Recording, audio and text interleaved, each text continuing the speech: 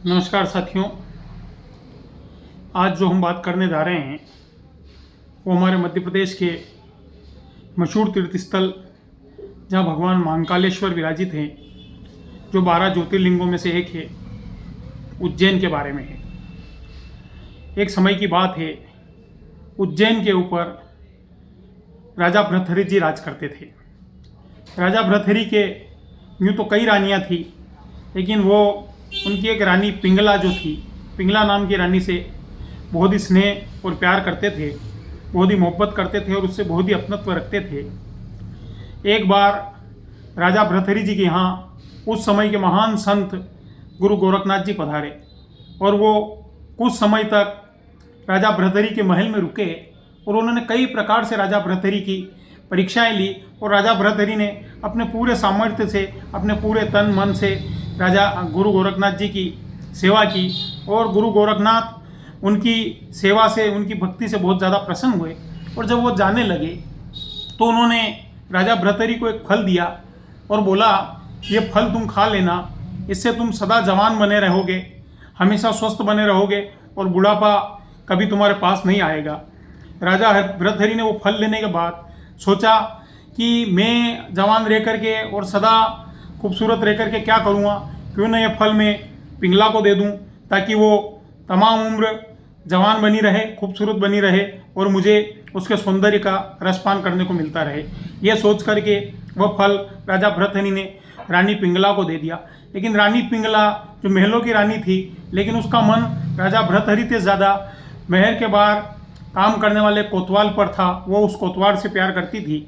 उसने वो फल कोतवाल को दे दिया कि अगर ये कोतवाल इस फल को खाएगा और ये सदा जवान, हष्ट पुष्ट और तंदुरुस्त बना रहेगा तो मुझे पूरे जीवन भर इसके शरीर को भोगने का आनंद आता रहेगा। यह सोच करके वो फल उसने उस कोतवाल को दे दिया।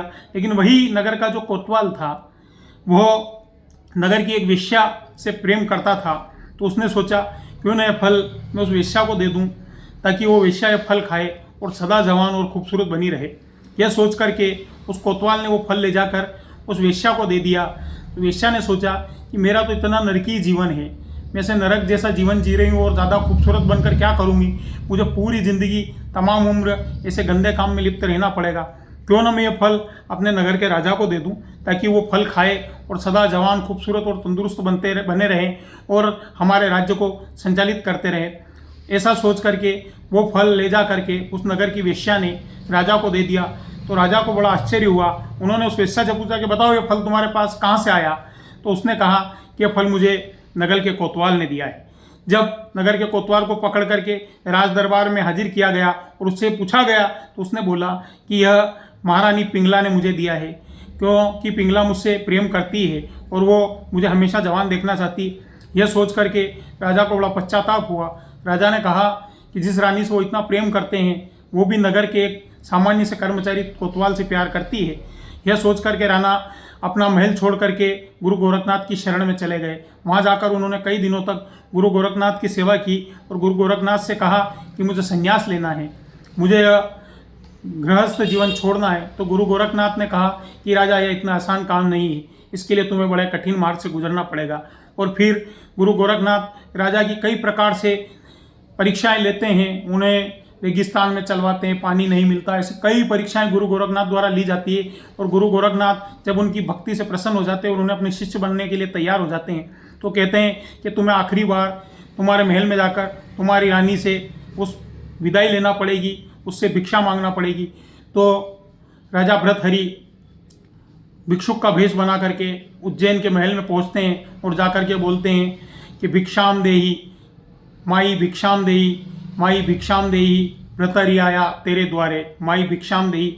ऐसा कहकर जब वो आवाज़ लगाते हैं तो रानी पिंगला दौड़कर आती है और महाराज ये क्या कर रहे हैं आप, भिक्षुक का वेश क्यों बना लिया और मुझे माई क्यों कह रहे हैं। तो राजा ने उसको सारी कथा बताई और कहा कि मुझे अब इस दैहिक जीवन में कोई ये नहीं रहा है, मैं गृहस्थ जीवन नहीं जीना चाहता हूँ और अब मैं संन्यास लेना चाहता हूँ। ऐसा ही सोच करके राजा वहाँ से विदा लेकर के सन्यासी हो जाते हैं। राजा के बाद जो विक्रमादित्य जी थे, उनके छोटे भाई थे, वो उज्जैन के राजा बनते हैं और उज्जैन के राज्य को संचालित करते हैं। आज भी जब हम उज्जैन जाते हैं तो हमें भृतहरि की गुफाओं के बारे में बताया जाता है और बहुत सारे लोग भृतहरि की गुफाओं के दर्शन करने के लिए उज्जैन में जाते हैं। ऐसा इस कहानी का सारांश ही निकलता है कि व्यक्ति को चाहे कितना ही कुछ मिल जाए लेकिन वो संतुष्ट नहीं होता है।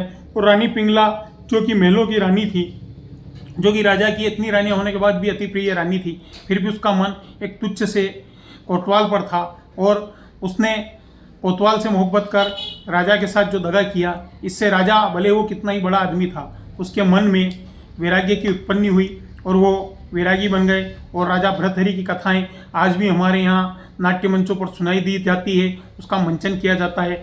रानी पिंगला और भृतहरि की कथाओं का मंचन अक्सर हमारे ग्रामीण क्षेत्र में नाट्य कलाओं द्वारा, नाट्य कलाकारों द्वारा किया जाता है। जय हो महाकाल भगवान की।